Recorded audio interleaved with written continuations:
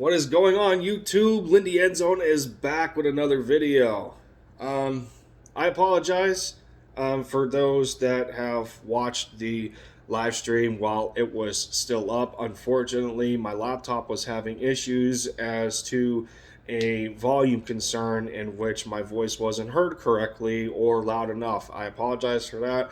I'm sure I will get that fixed at some point in time. I'll just drop a video instead because it's easier and my phone gives out better quality. So, as we all know, the Eagles have made it official today on this busy Sunday, just before hours before the conference championship games in the NFL, that Nick Sirianni is officially the head coach of the Philadelphia Eagles. I wanted to share a little bit on that, on what Frank Reich had to say concerning this hire that the Eagles have done. There is a article out. I got some notes here. Chris McPherson put out a article for the Eagles news page. You can also see this on Philly Insider. I think it's not Philly Insider. I think it's the there might be trying to think here. Trying to think of that podcast that Dave Spadaro does. I forget. I'm pretty sure it's the Philly Insider podcast that Dave Spadaro does. But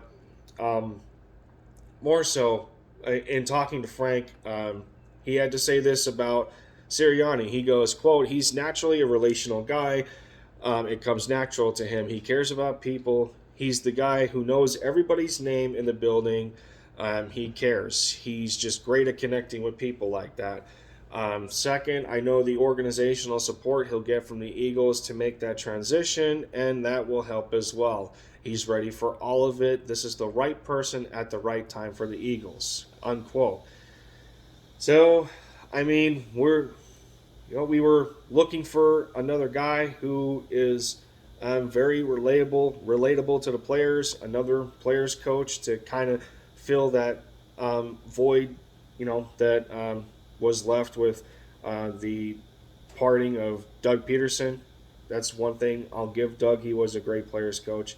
But let's see what we have to hear with the play calling and game planning. Frank Reich then went on to say, as far as his role as offensive coordinator, quote, "He was a driving force in everything we did as the coordinator. He really led the effort with the offensive staff to collaborate on the game plan, and then he and I would work out the details. On game days, he's my right-hand man as far as calling it." That's the kind of connection you want between a head coach and a coordinator in tandem as far as play calling. Quote, "A lot of calling plays and setting up the call sheet is how you want the call sheet to flow, and you're thinking of ideas. Some of that is done on game day, but a lot of it is done during the week. In my experience, there is nobody better at that than Nick was. He was a huge help to me and a big part of the success that we had in San Diego, obviously, and here in Indianapolis. He was a huge part of the success that we had together." Now, that's pretty high regard for this guy, and I know that kind of shuts up the people that are talking about how he doesn't have any experience with calling plays. Well, I mean, when you're talking about that kind of connection with a previous head coach from an opposite team, I mean, it speaks right there. Whether some of that is a little bit exaggerated, or just making a higher regard than what is thought of, then we don't know. In other news, Nick Sirianni has also brought in the Colts defensive backs coach Jonathan Gannon to be the defensive coordinator. Yet another connection. Can we say that we're going to turn into the Philadelphia Colts? I don't know. In other news, man, we got a lot. We got a lot to get through. Um, wow, I just drew a blank. So Nick Sirianni has also brought back Jeff Stoutland as the offensive line coach. That is huge news. That's great. I mean, there's really nothing much more you can say other than that. It was the right thing to do. Um, believe. Wow. So we all know that the Eagles have lost their tight ends coach. Um, man, there is a lot here, guys. There is definitely a lot here. Um, man, I'm drawing blanks everywhere because it's just the kind of transition that this team is going through. That kind of era that they're trying to change is it's it's grand. It's definitely grand. One of the one of the other bigger nuggets is that Deuce Staley, the former assistant head coach and running backs coach, has asked to be released of his contract. He is looking. He's supposed to have a meeting with Jeffrey Lurie today, to discuss terms and whatnot. And it looks like he's going to be um, searching for opportunities elsewhere. It's a shame. It's honestly a shame that that has gotten to this point. To see years, the amount of years that go by, and it seems that Deuce didn't get the proper opportunities to you know just to continue to climb the ladder. I mean, it seems that he's been stuck at this position for a long time, and you know, you just, I mean, as much as it hurts, you can't stay, you just can't stay somewhere where where you feel that your that your growth is stunted, that you can't that you can't continue to climb the ladder anymore, and um, you know this is what's best for Deuce, but from an organizational standpoint, not necessarily. A lot of people aren't going to like this, and with definite good reason. There's a lot of players that aren't going to like it. So, I mean, it it is what it is. I'm all over the place right now. With this whole thing. The Mavericks got me in a mess too. So it's it's crazy, man. I'm actually behind 2 games. I apologize. There's a lot to go through here. I admit I was a little behind.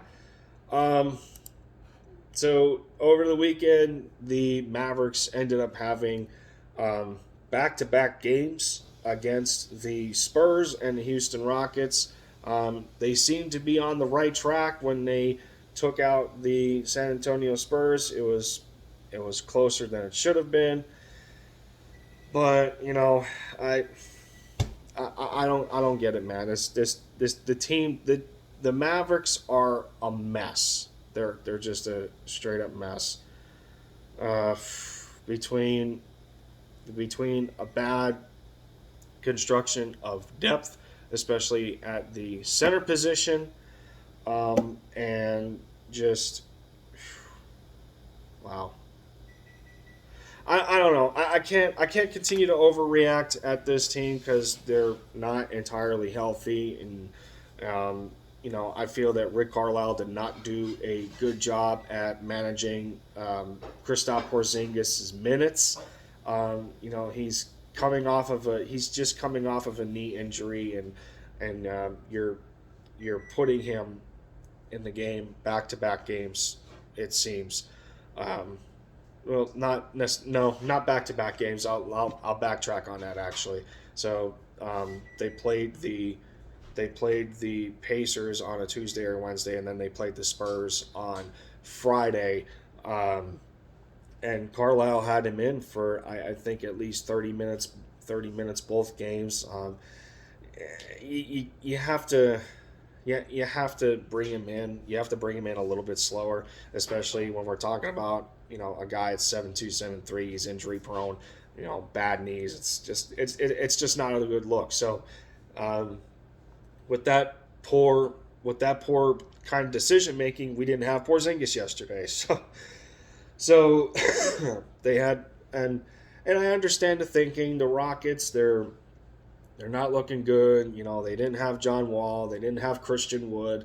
But man, I don't know how you can be a team, you know, after the Spurs game, who are barely third in defense. I'm sure I'm sure their defensive ranking dropped. Like, they were third at one point, and then they just continued to. They just. I don't know. I don't get it. It doesn't make sense to me. They made the Spurs game closer than they had to, and then they come in a back-to-back, probably exhausted, and they get spanked by the Rockets. I don't get it. Luka's shot selection needs to be better. He's still taking too many threes to me. I think his shot attempts from three need to be cut in half until he improves. Because I think at one point in that game he was 2 for 6. It's 1 for 6, 2 for 6. It's not going to cut it. Man, I don't know. Yeah, we got. I'm sure I'll have more detailed videos coming up, definitely. But I just wanted to kind of bounce back from that live stream and kind of compile a bunch of different things into one to let you guys know in a sense of what's to come. And I'll be dropping those kinds of videos soon. But this has been a quick recap of everything. I'll have some more detailed videos out soon, and I appreciate those who continue to follow the channel, show some love, and I'll be sure to continue to do the same. But this has been Lindy End Zone for the touchdown, and I'll catch y'all in the next one.